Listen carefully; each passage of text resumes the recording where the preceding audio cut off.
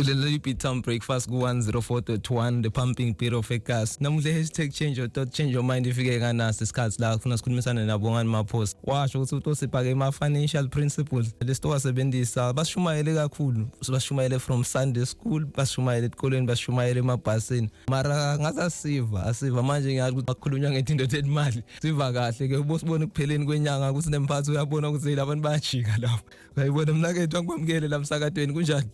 Ngiyaphila futhi kunjani? No, hayi siphile kakhulu. Was introduce ukwenza balebaleke kakhulu. Was introduce ukwenza balebaleke kakhulu la.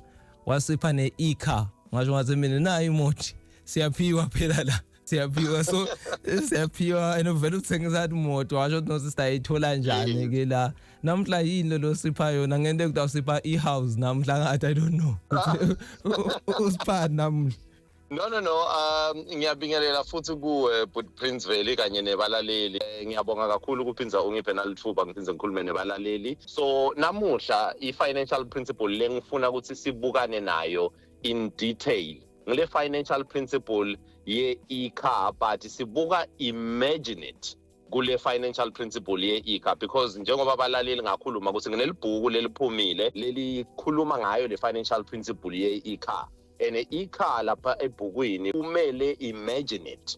So imagination yomuntu ngiyo lecala yonke into emhlabeni. So wonke umuntu if there's anything that you want to achieve first kufuna iqale engqondweni yakho. I think mina nawe sike sakhuluma offline sikhuluma ngekuthi uNkulunkulu iBhayibheli lithi wadala izulu nomhlaba ekugcineni wabuya wakubuka konke lokudalile wathi kuhle. But ngifuna sibuke ukuthi umuntu udala njani nekuthi naNkulunkulu ngabe wadala njani lezulu nomhlaba. So uNkulunkulu iBhayibheli lithi ekuqaleni njengoba lasho sibekungana lutho uNkulunkulu wabe soyakhuluma but ngifuna sibuke ukuthi umuntu kuze afike la akhuluma khona lento isuke laphi isukela ku imagination yemuntu. So before ungaba na something lo ngayibamba esandleni ingqondo yakho kufuna iqale ikwakhele a mental image of this thing sayiphelele. Ngalama emagama you have to use imagination yakho udala lento lo uyifisa ukuthi ube nayo empilweni yakho. So ngiyathi ukuthi lokuthi sivele soyikhulume sithi you must use your imagination kuvakala nje ngathi kulula mara nase uthi uyak-apply sekufuna umuntu but ngiyoyi-apply njani lento le because nami bengilapho nami bengilahlekile ngihlala ngiyiva lento nangibukela labanye abantu bakhuluma ku YouTube ngifunza amabhuku kunelibhuku lelibalekile lelibhalwe nguNapoleon Hill lithi Think and Grow Rich. So leli bhuku leli likhuluma in great detail ngale principle ukuthi unless you think you will never grow rich.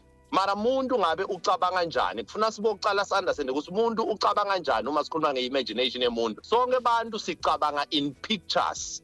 Ngicela abalaleli bangangilahlekile. Sicabanga in pictures. So ngalamagama kusho ukuthi lento lo ufisa kuba nayo kufuna uqale wakhe isithombe engqondweni yakho. Lesithombe ungasusela kulokunye lokufana nako lokulofisa kuba nako.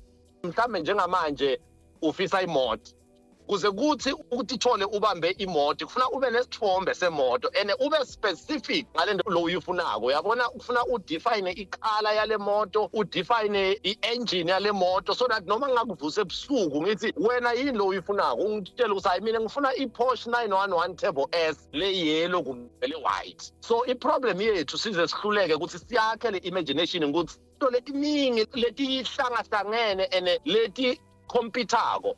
Uke washo Neville Goddard or kambe ngibani this gentleman I'll remember now una lenye a short book bayibita The Strangest Secret uma ungangena ku YouTube usearch nje The Strangest Secret L Nightingale uthi L Nightingale umuntu can only get to one destination at a time. Kusho ukuthi into lokufuna ungayendi as umuntu ungathi confuse ngekusetha ama destination lamaningi lahlukahlukene and ufuna kufika kuwo ngesikhathi sinye. So sisonke nyalo singasuka la ngithi wena ufuna ke Pretoria mina ngifuna ke Joburg. Lokusalako ukuthi noma ngabe sifisa njani angeke mina ngiyi1 ngifike ePretoria nase Joburg ngesikhathi sinye.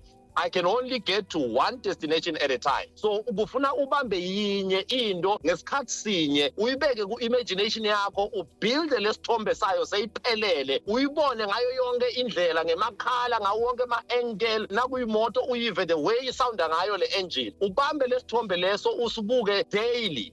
Mina ngine folder efonini yami lethi AAA Life. Le AAA Life, it's got the house lengifuna kuphila kuyo, it's got the car lengifuna kuyidriver, it's got the furniture, the inside of the house, even iview yangaphandle. And nawubuka abantu labanye labasebenzisa imagination yabo ukuthi badale, bakutshela njalo ukuthi ufuna ubuke lesithombe leso almost every single day of your life. Ekuseni uvuka, entsambama before uyolala. Lesithombe kufuna singene sihlale la kuwe, ube ngilesithombe to a point la ukuthi noma ngavuka ebusuku, the first thing lebuye engqondweni yakho ngilesithombe lokuhlala usibuka every day. And ukuthi umuntu akhona ukuprograma ingqondo yakhe, kufuna into ayende repeatedly, day in day out, when the same thing over and over. And lento uma seyikuwe, sengila imagination yakho ikhona ukudalela lesithombe lo usifunako. Ngizoyiqala ngala ngento lebi, then ngawubuya ngiyibeke ebuhleni la. Unokuthola umuntu bambude ukuthi into uyende njani noma ke ndeliphutha. Bambude nokuthi bekacabangeni. Short lento leyo bekangayimagine, uvele wenda nje nokuthatheka kude le starting point la usho khona ukuthi wena akudzingeki nokuthi kube naletiningi, kube nalele one. Abathu bekangacabanga, bambude nokuthi bekacabangeni, uyambona ukuthi lo muntu nasho ukuthi aka-imagine into, aka-imagine. That's the negative side. Ngiyugcina ukutholakala uhamba nemoya wenda into lenjani. The positive side le nto yobekisa ngayo ngiyathi ukuthi ibhlungu mala i-right, because ngifuna ukukhomba ukuthi umuntu imagine it. Hey, bohleli ku guest house mfo, ku empty to wardrobe njengoba ngasho, but because bone imagination ukuthi ngifuna ukugqoka impahla lethi so my clothing brand. Namhle phumile premium clothing. Bowungatifuni letinye impahla uyayithola. So uya-imagine ukuthethe isikhazi akukase kwabalula, but imagine akukhona ubekise ngemdali la. Maybe uthi ucale khona ukuthi okay, let there be light. Le light beke sayadi ukuthi ufuna ibe njani, ubekise ngema colors. Akamani kwafika nje kuthi okay angifuni le light le wabese wayijikisa bese imagine kuphelele. Sikhuluma nga 7 days completion la. Kuzeno bese imagine ukuthi ngifuna kube na 7 days. Ilanga ngifuna divide kabili kube nebusuku nekanya. Imagination iqale wayihlalela phansi into le. Yabe seyaphumelela. Into lesisebenzisako namuhla amafoni nani ku designiwe iqale engqondweni lento le. That's why ngaphezulu ngiyethu kwelside lelibi ukuthi umuntu akabambi inkunzi, ufuna kucale ukuthi ngifuna kubamba inkunzi, so uyayibamba after, uyayibona, so uyayibamba after. So no nguve kakhulu mina le i-short master icala so sitawuhamba kahle ke nyalo usiqalise ku-imagine. Imagine but the next time sawubuka le C ukuthi C umele kuthini, ngoba le C ngiyithatha ku principle le apply ngiJesu. C umele celebrated. So lo mnyaka athi but ngicelebrate kanjani le ngingakayitholi? No, ku possible and sitakuthola lokho sitawuya kuko ukuthi kwende kanjani. Umlaleli uyak-imagine nyalo njengoba silana akakuboni ukuthi okulandzela kanjani ku social media atokhona ukubona. I-social media handle yami ithi 4 AM Prayer Gang kubo YouTube, TikTok, Facebook nabo Instagram. And then ngikhona eSibongani Maposa as well kulama social media platforms wonke lawo. Nakethi sibonge kakhulu ke sitawubambana next time. Ubonga mina Prince Veli, thank you so much for the opportunity, and next time balaleli abete sikhulume ngale celebrated bakhona ukunderstand ukuthi ucelebrate kanjani ungakayibambi nokuyibamba lento ukuze kusigcine seyisetandleni takho. Babona le premium brand clothing kunelijala eligucile lapha lelicelebrate akwalikabambi lutho, but sitawukhuluma ngayo next time. Ngibongile futhi. Yeah, next time we'll go into detail ngayo na kanjani. Sharp. Ngiyabonga.